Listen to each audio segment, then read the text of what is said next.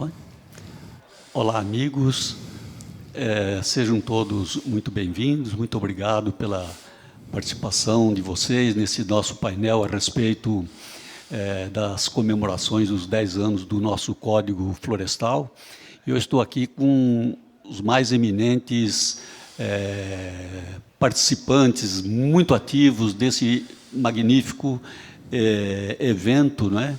E gostaria, assim, em duas palavras, de inicialmente apresentar para aqueles que eventualmente não conheçam o ministro Aldo Rebelo, que foi o relator da nossa lei florestal. Ao nosso lado está a doutora Samantha Pineda, que colaborou muito nos trabalhos preparatórios, juntamente com o eminente relator, e à minha direita, Chico Graziano, pessoa que também dispensa qualquer apresentação, um deputado federal por mais de uma vez, foi nosso secretário de Agricultura e de Meio Ambiente aqui em São Paulo.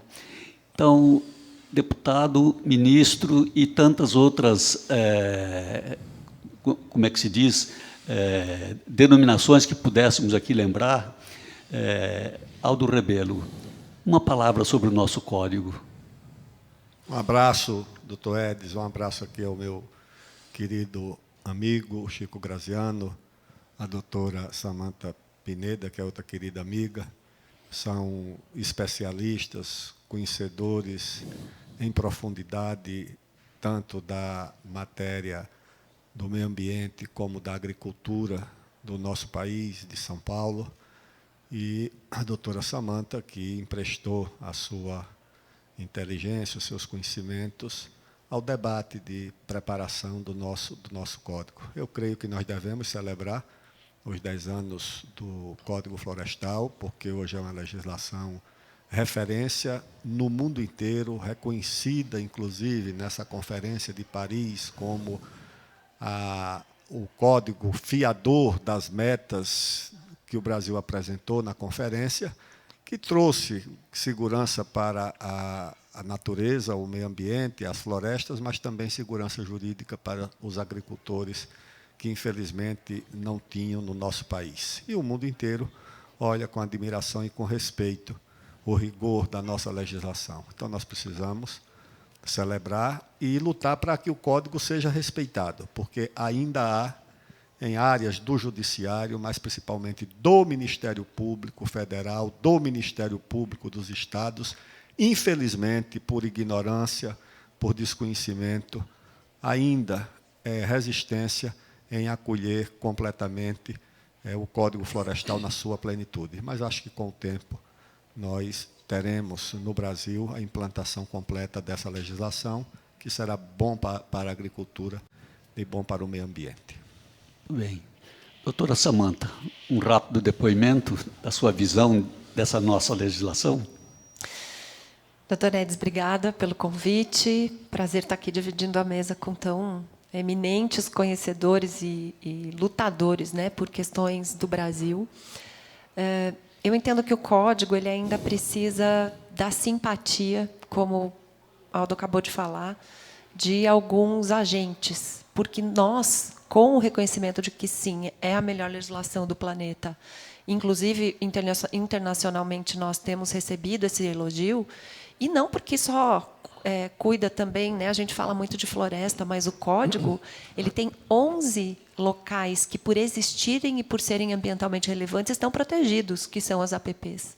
É a área de preservação permanente, qualquer margem de rio desse país, qualquer entorno de nascente, aí, protegendo esse bem que é tão precioso que é a água, áreas de encosta que protegem os solos de erosão, faz com essa distribuição de vegetação uns corredores de fauna que ajudam a biodiversidade do país. Então, é uma lei tão completa que tem sido assim reconhecida no mundo todo e que, de fato, aqui tem enfrentado algumas dificuldades.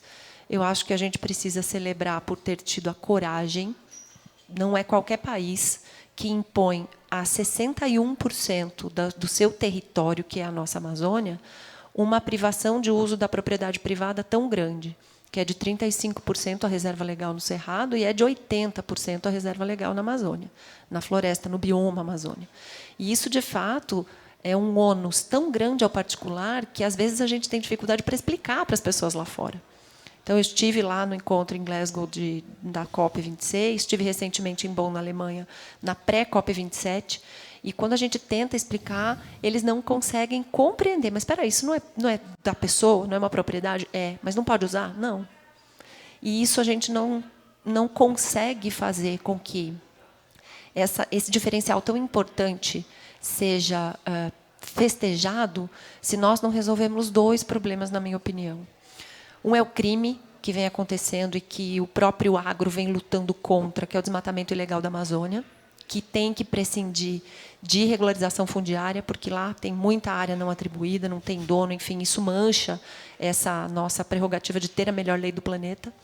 E o segundo problema é esse que Aldo Rebelo acabou de felizmente mencionar, um militantismo, né, um ativismo judicial, infelizmente, visto aí por Ministério Público, alguns juízes, alguns desembargadores ministros, que ainda não aplicam na sua totalidade o Código Florestal. E temos agora um desafio muito grande para vencer até dezembro deste ano de 2022, que os estados que não disponibilizarem aos produtores o termo de compromisso de adesão a um programa de regularização ambiental vão deixar esses produtores numa situação muito complexa, porque a lei diz que, se não se aderir a um PRA até 31 de dezembro de 22, vai se perder aquelas normas transitórias, que são as normas que são diferenciadas para a regularização ambiental. Isso é muito grave e eu não vejo ninguém falando disso. Eu não vejo a União se mexendo para prorrogar esse prazo e eu não vejo os estados se mexendo para disponibilizar essa ferramenta aos produtores. Então, temos que celebrar, mas com as preocupações que precisamos colocar na mesa, né? Mas vamos, daqui a pouco, discutir isso com mais largueza, né? Sem dúvida. Vamos ouvir também a palavra sempre abalizada do Chico Graziano. Doutor Edson, obrigado. Primeiro por convidar-me a participar do simpósio ou da mesa que o doutor vai coordenar ao lado dessas pessoas aqui extraordinárias que gostam e entendem desse assunto, né? Eu me lembro, brevemente, vou dar aqui apenas uma palavra, depois vamos conversar mais, né? Quando foi aprovado o Código Florestal, eu escrevi uma das minhas colunas, porque a vida inteira eu gostei de escrever e me oferecem espaços para que eu o faça, que era uma vitória do agroambientalismo. Porque a vida toda eu procurei uma somatória, uma miscigenação, uma mistura entre o ruralismo, que se pegava de um lado, e o ambientalismo, que se pegava de outro. E eu a vida inteira escrevia que nós precisamos unir as duas coisas, que é uma luta só, que é uma causa só. E foram necessários quase, 15 anos, para que realmente, pelo menos um grupo importante de pessoas, estudiosos e de parlamentares, porque o código foi finalmente aprovado, e entendesse que essa proposta, que é a que estamos hoje comemorando 10 anos, é uma legislação que une a necessidade da preservação, da conservação ambiental, com a necessidade da produção rural, né? Porque as duas visões antagônicas, e esse país está muito acostumando-se com posições antagônicas, elas sempre levam a posições simplistas, porque são radicais, e acabam sendo, às vezes, estúpidas. Então, é necessário produzir e é necessário conservar ao mesmo tempo. E o Código é uma legislação que permite, que coroa quem o faça. Então, eu realmente sou um entusiasta da nova legislação. Fiz o que pude de tantas coisas que na vida já fiz, participando para que ele chegasse aonde chegou. Hoje estamos comemorando 10 anos, sabemos de dificuldades, foram aqui apontadas pela doutora Samantha. O Aldo toca num ponto nevrálgico, que às vezes você vê resistências que eu nem consigo explicar, Aldo, por que é que alguns membros do Ministério Público se opõem tanto. Eu nem sei se é por razão técnica, é por desconhecimento, não sei se é por outra razão, que eu prefiro nem falar aqui. Então, estamos comemorando, muito felizes, mas com muito trabalho pela frente ainda. Vamos lá. Então, um aperitivo daquilo que veremos em seguida, né? Faltando aqui apenas a presidente da sociedade. Parece que acabou de chegar, a doutora Tereza Vendramini, presidente da sociedade. Tereza, da Sociedade Rural Brasileira. Uma palavrinha, Tereza, tudo bem? É uma palavrinha, é um aperitivo, porque nós vamos começar o nosso painel logo a seguir. Uma honra tê-la aqui, viu, Obrigada. Tereza? Muito obrigado. Acho que obrigado pelo convite. O senhor sabe que eu estava falando assim, que a gente vê que tem sucesso na vida quando é amigo dos seus ídolos, né? Então, olha aqui, olha o timão que eu estou hoje. Está vendo só? Acho que eu quero começar falando isso aí, que oportunidade, é um privilégio estar aqui com meu amigo Aldo Rebelo, meu amigo Chico, a Samanta, e falando, né, a convite do senhor, do Código Florestal, né, brasileiro. Eu acho que o que eu vou trazer aqui para essa discussão é e o produtor rural, doutor Edson? Como é que está esse produtor rural no Brasil? Né? Qual que é o momento que ele está?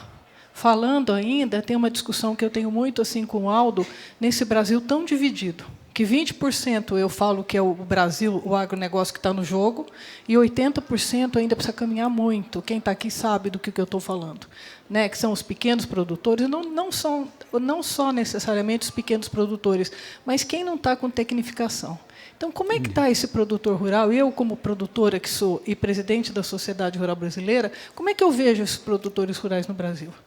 Né? Eu acho que é isso. E o nosso Código Florestal, que para nós é a nossa lei, é o que a gente se apega, é o que eu falo que a gente anda com ele.